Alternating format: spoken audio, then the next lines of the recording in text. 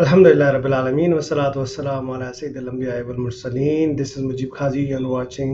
Washington Roundtable on VOK TV. ایک بڑا مشہور مقولہ ہے جس میں کہا گیا ہے کہ میں بھی رانی تو بھی رانی کون بھرے گا پانی. پاکستان میں انفارچونیٹلی اس وقت ایک نئی کنگ میکنگ پارٹی بن گئی ہے جس کا نام رکھا گیا ہے استحکام پاکستان. اب جہانگیر ترین خان اس کے جو سرکردہ ہیں ان کے بارے میں اگر آپ کو یاد ہو تو جیو ٹی وی والوں نے 302 شوز ریکارڈ کیے تھے اور اس میں ان کی زیادہ تر بیشنگ تھی کہ یہ as an A T M کام کر رہا ہے عمران خان کے لیے، اور پھر علیم خان جو اس وقت جن کو نامی اے ٹی ایم دیا گیا تھا ان کا نام بتایا جاتا تھا، اور بڑی بیشنگ ہوتی تھی کہ ایک اے ٹی ایم ہے دوسرا جہاز لے کے آتا ہے، اپنی کوئی کریڈینشلز نہیں ہے، کچھ نہیں ہے، اور پھر غدار ہے، اور جتنے بھی ماشاءاللہ پاکستان میں القابات دیے جاتے ہیں وہ دیے گئے. چینی چور، اور جب اس کے اوپر اسکینڈل آیا جس پہ عمران خان نے بغیر انٹروینشن کے بتایا جی کہ ایک فیکٹ فائنڈنگ فیئر انویسٹیگیشن ہونی چاہیے، اور اس میں جو بھی بندہ whoever is held liable was taken to the task, and he was one of them. So and obviously that was the reason کہ اس کو پیچھے ہٹنا پڑا, and then he went back into the back burner or behind the scene, and this is what has been cooking. So کیونکہ laws ایسے بنے ہوئے پاکستان کے اندر کہ these laws are only to protect the mafia basically. آپ نے جو sugar کا کرائسس پاکستان میں آتا ہے تو وہ لاز ان کو پروٹیکٹ کرتے ہیں، جب آٹے کی کرائسس آتے ہیں تو لاز ان کو پروٹیکٹ کرتے ہیں، اور پھر آبویسلی جو ہماری انٹیلیجنس ایجنسیز ہیں وہ بھی تو ایک بزنس انٹرپرائز ہیں، پورا اسٹیبلشمنٹ پورا ایک بزنس انٹرپرائز ہے، تو ہر ایک کے انٹرسٹ جو ہے وہ ایک دوسرے کے ساتھ جڑے ہوتے ہیں. تو اس لیے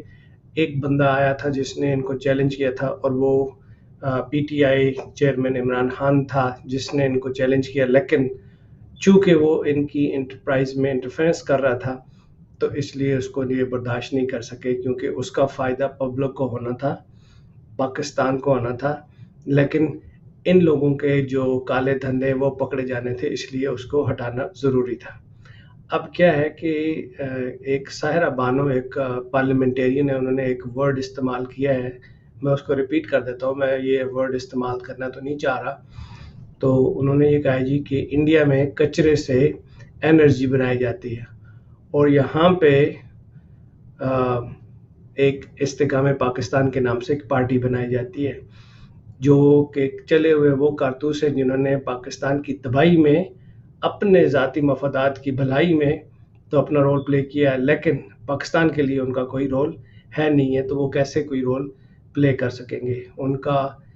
صرف اتنا رول رہا ہے through out history of Pakistan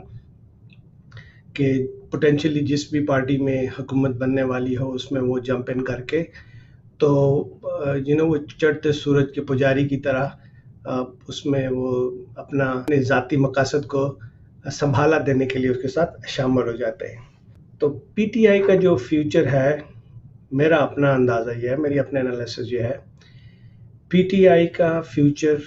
وہی ہے جو پاکستان کا فیوچر ہے.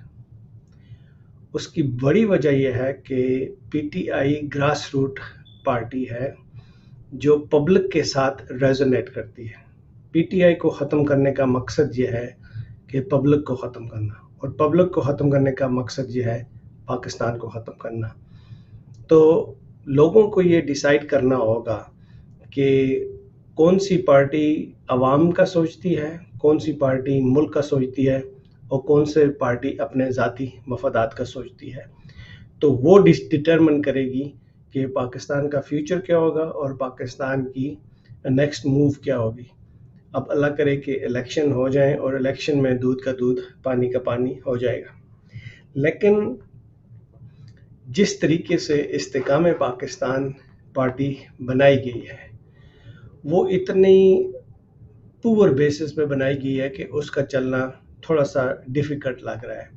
اپیرنٹلی ایسا لگ رہا ہے کہ عمران خان کی پارٹی کو डिसमेंटल करके और ये नई पार्टी बना के शायद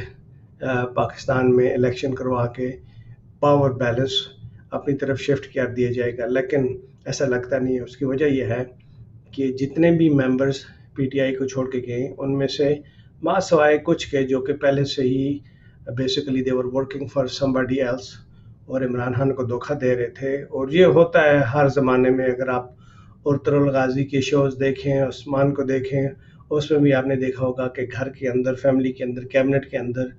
जो हैं वो गद्दार बैठे हुए होते हैं। गद्दार से मुराद ये नहीं है कि वो I mean the people who are working स्टूजेस, the one who is working for the others, और द अदर्स मीन्स मुल्क के अंदर के इंटरेस्ट ग्रुप्स हो सकते हैं, बाहर के इंटरेस्ट ग्रुप्स हो सकते हैं। That's the term that I am trying to use here, उसके उस सेंस में बात कर रहा हूँ। तो उनमें से एक हैं जिनका नाम है यासीन ज़हर। वो क्या कहते हैं कि वो ये कहते हैं जी कि उन्होंने ना he has not left PTI yet, लेकिन उन्होंने ये कहा जी कि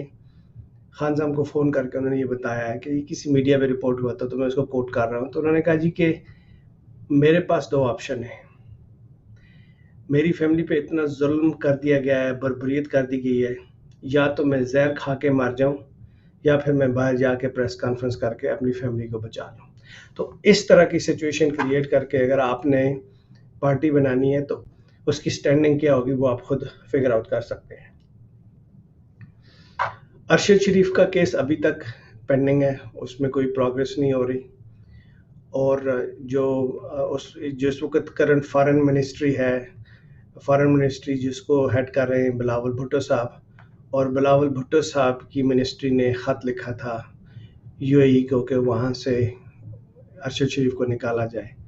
तो ये वो मनहूस ख़त था जिसकी वजह से सबब बना अरशद शरीफ की मौत का।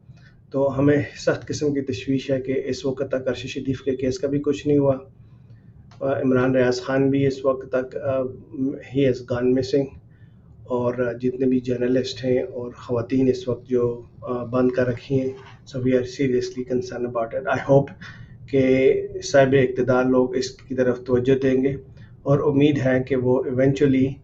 They will release these prisoners जिनका कोई कसूर नहीं है मासवा इसके कि दे were just raising their voices for the just काज। अस्सलाम वालेकुम व रहमतुल्लाहि व बरकातुहू।